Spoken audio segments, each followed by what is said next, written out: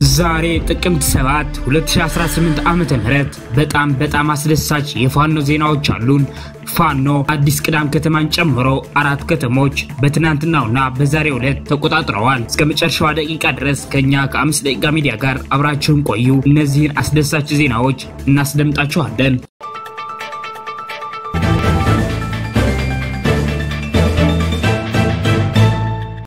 ህዝቡ ሲጠይቃችሁ ማንን ብላችሁ ነው የምትዘርፉ?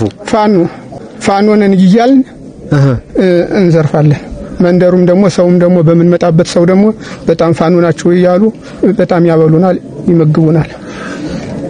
ነገር ግን እሱን ህዝብ ደግሞ ተሰርቁታላችሁ። እነሱን ደግሞ እኛ ደግሞ በኩል እየሰረቅን እነሱ እየተንከባከቡ ማለት ነው። ሰበር ዜና ጤና ይስጥልን ውድ የ5 ደቂቃ ሚዲያ ተከታታዮች፣ የዕለቱ አዳዲስ የፋኖ ትግሎችና አንኳር ነጥቦች በዚች በ5 ደቂቃ ጊዜ ውስጥ አጠር አድርገን ልናቀርብላችሁ መጥተናል። በቅድሚያ አርዕስተ ዜናዎች እናስደምጣችሁ። የእነማይ ወረዳ ምክትል አስተዳዳሪ የነበረው አቶ አዲሱ ተሻለ አባ ኮስተር ብርጌድ በወሰደው እርምጃ ተገድለዋል። ዝርዝር ዘገባ አለን፣ ታደምጡታላችሁ። በራያ ግንባር በመቶዎች የሚቆጠሩ የፋሽስቱ አገዛዝ ሰራዊት ሙትና ቁስለኛ ሆነዋል። በዚህም ቆቦ ሆስፒታልና ቆቦ ጤና ጣቢያ የህዝብ አገልግሎት ዝግ ሆኖ ውለዋል። ዝርዝር ዘገባ አለን፣ ታደምጡታላችሁ። የጎጃም አገው ምድር ክፍለ ጦር በሚገርም ኦፕሬሽን በጥምረት 3 ከተሞችን በጋራ ተቆጣጥረዋል። ዝርዝር ዘገባ አለን፣ ታደምጡታላችሁ። የአፋብሃ ምዕራብ አማራ ቀጠና ቴዎድሮስ እዝ የጎጃም አገው ምድር ክፍለ ጦር አዲስ ቅዳም ከተማን በሚገርም ኦፕሬሽን ተቆጣጥረዋል። ዝርዝር ዘገባ አለን፣ ታደምጡታላችሁ። የአማራ ህዝባዊ ትግሉን የምትደግፉ ውድ አድማጭ ተመልካቾቻችን ቪዲዮውን ላይክ፣ ቻናሉን ሰብስክራይብ እንዲሁም በኮሜንት ድል ለአማራ ጀግኖች እያላችሁ ለህዝብ ብለው ጫካ ለገቡ አርበኞች እንድታበረታቱ ዘንድ በአክብሮት እንጠይቃለን። እናመሰግናለን። በቀጥታ ወደ መረጃዎች አለፍኩኝ። እስከ መጨረሻው ድረስ ከኛ ጋር ቆዩ። የእነማይ ወረዳ ምክትል አስተዳዳሪ የነበረው አቶ አዲሱ ተሻለ ከጠዋቱ 12 ሰዓት ቢቸና ከተማ 03 ቀበሌ በመኖሪያ ቤቱ ላይ አባ ኮስተር ብርጌድ በወሰደው እርምጃ ተገድለዋል።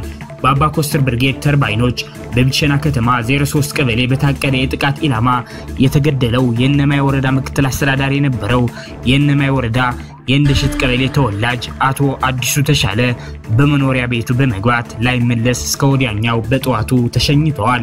ይህ ግለሰብ ለብዙ ጊዜያት ያገዛዙን ተልእኮ በመቀበል የአማራን ህዝብ ሲያስጨፈጭፍ የነበረ በዲማ ቅዱስ ጊዮርጊስ ገዳምን ትዛዝ የሰጠ ጉዳት እንዲደርስ ያደረገ የአዲስ ዓለማየሁ ሙዚየምን ያቃጠለ እንዲሁም በእነማይ ወረዳና ቢቸና ከተማ የፋኖን ቤተሰብ ናችሁ እያለ በእስር በእንግልትና መሰል የስቃይ ወጥመድ ሲያንገላታና ሲያሰቃይ የነበረ ቀንደኛ ባንዳ ነበር።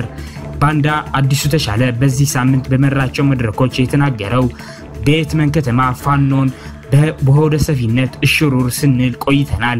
ከዚህ በኋላ ግን ፋኖን እያነቅን እናመጣዋለን። በማህበረ ብርሃን ቀበሌ ጅንጅጎጥ እኛ መንግስት ነን፣ እነሱ የኬላ ሌባ ናቸው፣ አንገታቸውን አንጠልጥለን ነው የምናመጣቸው፣ ፋኖን አጥፍተነዋል፣ ፋኖ ሌባ ነው እያለ ራሱ ተፍቶ አሁን አርፎ ቁጭ ብለዋል። በራያ ግንባር በመቶዎች የሚቆጠሩ የፋሽስቱ አገዛዝ ሰራዊት ሙትና ቁስለኛ ሆነዋል።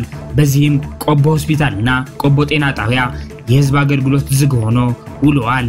አፋብሃ ሚኒሊክ እዝ በበርካታ ቀጠናዎች ከፋሽስቱ አገዛዝ ብልጽግና ሰራዊት ጋር ከባድ ትንቅንቅ እያደረገ የተለመደውን ድል እያስመዘገበ ነው። የሚኒሊክ እዝ 5ቱም ኮሮችና የእዙ ልዩ ዘመቻ በመደራጀት ላይ ያሉ አሁኖች ከፋሽስቱ አገዛዝ ብልጽግና ሰራዊት ጋር ከባድ ትንቅንቅ እያደረጉ አቅርቂኝ እያስመዘገቡ ይገኛሉ። ዘመቻ አንደኛ አድማሌ አባላደው በርካታ ሰራዊትና አመራሮች ታደግ ጠላት ሱቀቱ ያስቀመጠውን ብዛት ያለው ሰራዊቱና የኦሮሚያ ብልጽግና ልዩ ኃይልን ጨምረው በማስገባት የተወሰነበትን ወታደራዊና ፖለቲካዊ ልዕልና ብሎም ዲፕሎማሲያዊ የበላይነት ለመቀልበስ ማጥቃት እያደረገ ቢሆንም በሚኒሊክ እዝ አናብስቶች በአግባቡ ተመክቶ በርካታ ሰራዊቱም እየተመታበት ብሎም እየኮበለለበት ይገኛል። የአፋብሃ ምዕራብ አማራ ቀጠና ቴዎድሮስ እዝ የጎጃም አገው ምድር ክፍለ ጦር አዲስ ቅዳም ከተማን ተቆጣጥረዋል። የክፍለ ጦር ወታደራዊ አዛዥ ኮማንዶ ዴቭ በመራው አውደ ውጊያ በርካታ ምሽጎችን በመሰባበር የከተማ የጨበጣ ውጊያ በማድረግ ጠላትን በሚገባ የተመታ ሲሆን የክፍለ ጦሩ ጥምር ጦር አስደማሚ አውደ ውጊያ አድርገዋል። ጥምር ጦሩ አዲስ ቅዳም ከተማን ሙሉ በሙሉ በመቆጣጠር ጠላትን ድባቅ የመታ ሲሆን የአርመኒው አገዛዝ የቡድን መሳሪያዎችን ዲሽቃ፣ ሞርተር፣ ዙ23 እንዲሁም ፔምፒ የተጠቀመ ቢሆንም ከቆንጆዎቹ ምት ግን በፍጹም መዳን አልቻለም። የክፍለ ጦሩ አዛዥ አውደ ውጊያውን እየመራ ከጠላት 2 ክላሽንኮቭ ማርከዋል። ኮማንዶ ዴቭ ዶሞስ ይባላል። በዛሬው አውደ ውጊያም ጠላት ላይ ከፍተኛ ሆነ ሰዋዊና ቁሳዊ ኪሳራ ያደረሰን ሲሆን በርካታ ምርኮዎችም ተገኝተዋል። በዚህም መሰረት 2 ብሬን፣ 1 ስናይፐር፣ ከ80 በላይ ክላሽ፣ 120 ወደ ላይኛው የተላከ፣ ከ50 በላይ ቁስለኛ ሆነዋል። ፋኖነት ያሸንፋል። በጎጃም አገው ምድር ክፍለ ጦር የሚገኙ ብርጌዶች ማለትም ቲሊሊ ዘንገና ብርጌድ፣ ጊዮን ብርጌድ፣ ቀኛዝማች ስሜኔ ደስታ እንጅባራ ብርጌድ፣ የቢትወደድ መንገሻ ጀንበሬ ብርጌድ እና የአስራለቃ ኤፍሬም አጥናፉ ብርጌድ በጥምረት 3 ከተሞችን በጋራ ተቆጣጥረዋል። በዛሬው ዕለት ወንድማማቾቹ ብርጌዶች በጥምረት ችጎሊ፣ ድማማ፣ ማንጉዳ፣ ደለከስ የተሰኙ ከተሞችን በቆንጆዎቹ ቁጥጥር ስር ውስጥ ገብተዋል። የአፋብሃ ምዕራብ አማራ ቀጠና ቴዎድሮስ ዕዝ ጎጃም አገው ምድር ክፍለ ጦር ተአምር እየሰራ ነው። የእህታችን ደም መመለሱ ተጠናክሮ ይቀጥላል። አገዛዙ በአዲስ አበባ እስር ቤቶች ላይ የፈጸመው ያለውን ግፍ አድምጠነው እንመለስ።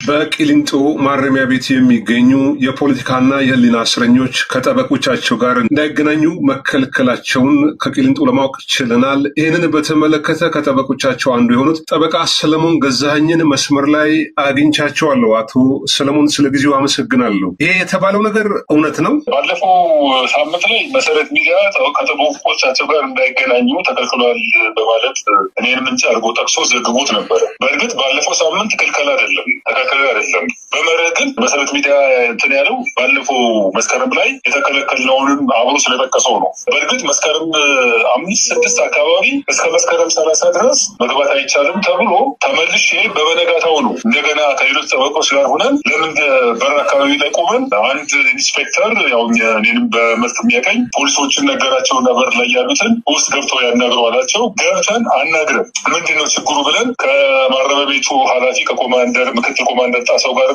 ከረዳት ኢንስፔክተር ድሪባ ሰንበቶ ጋር በቢሮ ቁጭ ብለን ተከልክሏል አሉ። ቁጭ እንዳለን ሰው ለምንድን ነው የሚከለከለው ሲሉ ሌሎችም ጠበቆች ባሉበት አይ በሚዲያ ላይ በቲክቶክ ላይ አንድ ጠበቃ ወጥቶ ያልታመመውን ታሟል፣ ክርስቲያን ታደረ ታሟል፣ እንዲሆኗል ብሎ ስላለ ይሄ አላግባብ ነው በሚል ነው አለ። ከዛ በኋላ እኔ እጄን አነሳሁና አይ ሌሎች ጠበቆች ይሄን ጉዳይ አይመለከታቸውም፣ ጠበቃ የተባለው እኔም የተከበሩ ክርስቲያን ታደረ የታመሙ ስለመሆናቸውና ለምን የሆነ ከአጭታቸው ጋር የተቆረበ ነገር እንዳለ ለቢቢሲም ለሌሎችም ተናግሬያለሁ።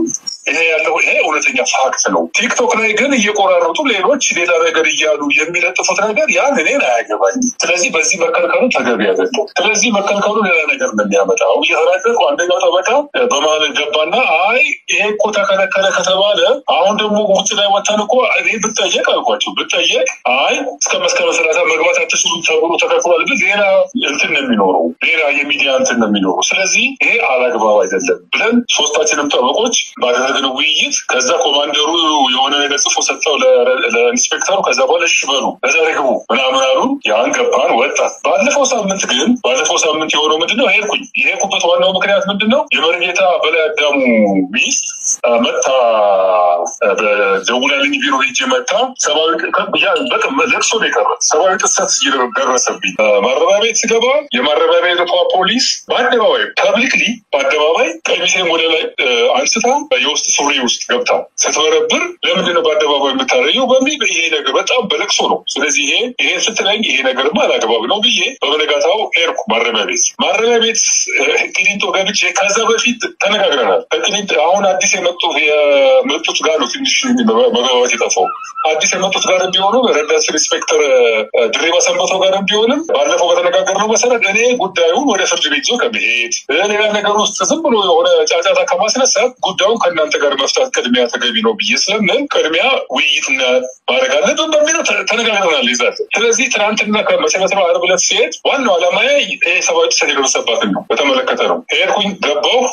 ረዳት ኢንስፔክተር ድሬባ ሰንበቶም ግባ አለኝ። ገባሁ። እሺ እንግዲህ ዛሬ የመጣሁት የመሪጌታ በላይ አዳሙ ሚስት እንደዚህ ያለ ሰብአዊ ጥሰት ደረሰብኝ፣ ክብረ ነክ የሆነ ክብርን የሚያዋርድ ብላስ እንዴት ትላለ? ያላየውን ነገር አለኝ። በቃ ተቆጣ። እንደሱ እያልኩ አይደል አየሁ አላልኩም። እሷ ደርሶብኛል ብላለች። ስለ አንተ ማነህ አለኝ። አንተ የእስረኞችን ቤተሰቦች የመጠየቅ ፖሊስ ነህ ወይስ መርማሪ ፖሊስ ነህ ወይስ ሌላ ነህ? አትችልም አለኝ። እችላለሁ። አትችልም? እችላለሁ። በዚህ ነው ግብ የተያያዝነው ሁለታችን ነው። እንደገና አንተማ እንደውም አላማርከኝም ጭራሽ አለኝ። መጨረሻ ላይ እኔም ወደ ክብረ ነክ የሆነ ነገር አንተማ አላማርከኝም ጭራሽ ነው ምናምን አለኝ። ምንድን ነው አላማርከኝም? እኔ እኮ በአግባቡ እየጠየኩ ነው። እኔ ይሄን ጉዳይ በቃ እንዲህ ሰብአዊ ጥሰት ደርሶባታልና ረዳት ኢንስፔክተር ድሬባ ሰንበቶ ፍርድ ቤት ቀርቦ ተገቢውን ይደረግልኝ ማለት አቅቶኝ አይደለም። አወጣን። እነሱ ደግሞ ወደኛ ይመጣሉ ሊመቱን ማለት ነው። እንደዚያ ስለሆነብን እኛም ደግሞ እነሱ የበላያችን ስለሆኑ እነሱ መንግስት ስለላካቸው እኛ ሚስጥሩ አልገባንም። እየዘረፍ እጅ ተፈስተያዝ ህዝቡ ሲጠይቃችሁ ማንን ብላችሁ ነው የምትዘርፉ? ፋኖንን ይያል እንዘርፋለን። መንደሩም ደግሞ ሰውም ደግሞ በመንመጣበት ሰው ደግሞ በጣም ፋኖ ናቸው ይያሉ በጣም ያበሉናል፣ ይመግቡናል። ነገር ግን እሱን ህዝብ ደግሞ ተሰርቁታላችሁ።